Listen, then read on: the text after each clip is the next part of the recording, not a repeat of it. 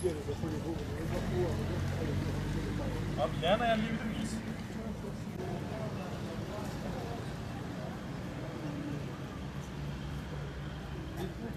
Elbette ki su Afrika için çok önemli bir husus. Hayırseverler buralarda bu insanların su ihtiyacını giderebilmek için kuyular açıyorlar. Şu anda yanımda Ebubekir kardeşim var. Açılan bu suyuları birlikte tahlillerini yapıp insan sağlığına zararları olup olmadığını araştırmasını yapıp laboratuvara göndereceğiz. Şimdi burada ne yapıyoruz? İnşallah Ebubekir abimiz şu anda bizlere anlatacak. Ebubekir buyurun. Şimdi suda pH ve iletkenlik tuzluluk katsayısını bu iki propla ölçeceğim. Daha sonra yanımda getirdiğim bir nevi kitler var, kimyasal kitler. Bunlar sayesinde sulardan birkaç mikro ölçekte küçük numuneler alıp hemen burada online olarak ölçümleri yapacağız. Evet.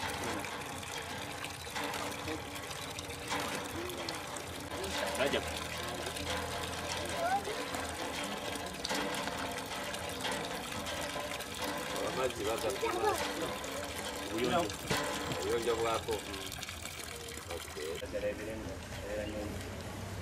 They first do come here.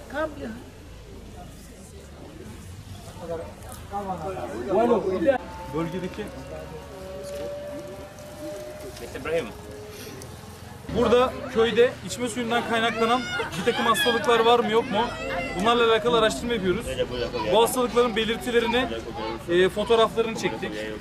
İşte göz akında sarılık, nehir körlüğü, ellerde siiller ve karın bölgesinde şişlik, kolera gibi zayıflık gibi vücutta çeşitli yaralar gibi hastalıklar var mı yok mu? Bu hastalıkların sayısı ne?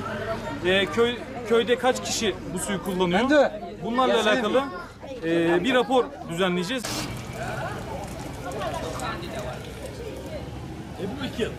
Türkiye'de içme suyu ve atık su arıtma tesis sorumluluğu gibi görevlerde 5 yıl görev yaptım bir devlet kurumunda.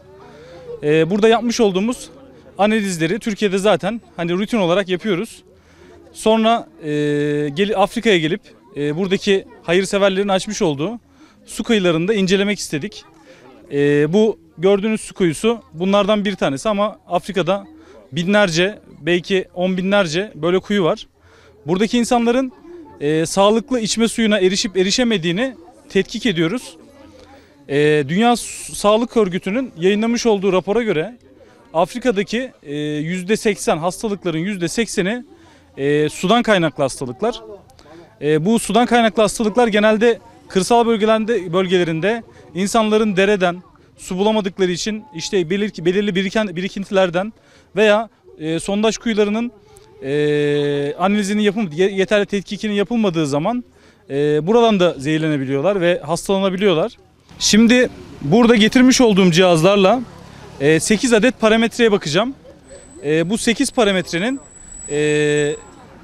alacağım numune ile Türkiye'ye belli bir numune kabıyla götüreceğim inşallah. Orada uzman arkadaşlar tarafından yaklaşık 12-13 parametreye daha bakacağız. Ve mikrobiyolojik analizlerin hızlı bir şekilde ve bakteri faaliyetlerinin yok olmaması için hızlı bir şekilde analizinin yapılması gerekiyor. Bunun için Uganda'da bir laboratuvar firmasıyla görüştük ve buradaki aldığımız numuneyi yine burada baktıracağız. Burada ne amaçlıyoruz? Burada insanların sağlıklı, çünkü ya hayırsever insan açıkçası şeyi bilmez yani. Hani burada kuyu yaptırır, parasını verir, insanlara burada yardım eder. Ama hani bu yardımın gerçekten doğru bir şekilde kaliteli su olarak ulaşması gerçekten çok önemli. Yani bu alanda sondaj kuyusu açayım diye sadece açmak için bu işi yapan insanlar da olabilir sektörde.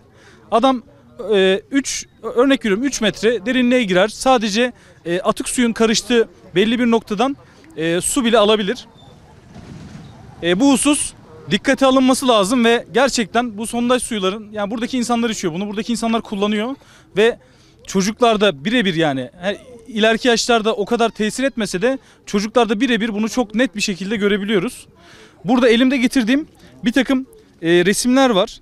Bu resimlerde buradaki vatandaşlara sordum. İşte göz akındaki sarılık, ondan sonra dişlerde, diş minelerinde bu şekilde sararma ve metalleşme. Ondan sonra nehir körlüğü, ellerde sihir, işte karın şişliği, kolera gibi hastalık belirtileri, işte vücutta çıkan sihirler. Bunlarla alakalı bölge halkından bu hastalıkların karşılaşıp karşılaşmadığını konuştuk. Yaklaşık 300 kişi bu kuyudan faydalanıyor. Baktığımız zaman hani karın şişliği olsun belli bir ölçüde sayı söylediler. Onları not aldım. Yine aynı şekilde nehir körlüğü var. İşte gözlerde sarılıklar var. Hani bir takım hastalıkların belirtileri, sudan kaynaklı hastalıkların belirtileri burada gördük. Hayırseverlere tavsiyelerim. Eğer bir kuyu açılacağı zaman, bir kuyu açılacaksa hani bu kuyun gerçekten amacına uygun olarak buradaki insanlara sağlıklı, temiz, kaliteli su imkanını sağlayabildiğini mutlaka tetkik edin. Gerek bir analizini yaptırabilirsiniz. Gerek yerinde incelemelerde bulunabilirsiniz. Kesinlikle hani bu sizin hayrınız ve buna sahip çıkmanız lazım. Bir başkası bunu yapmaz yani. Hani bu ticari bir firma bunu yapar ve gider yani. Burada nelere dikkat etmeliyiz? Mesela sondaj kuyularının bazı bölgelerde gördüm. Çok yakın yerlerinde atık su foseptikleri var. Yani yaklaşık 20 metre, 10 metre gibi alanlarda atık su foseptiği var ve atık su foseptiğinin sızdırmazlık katsayısı nedir? Bu sondaj suyunun yeraltı kaynağına karışıyor mu, karışmıyor mu?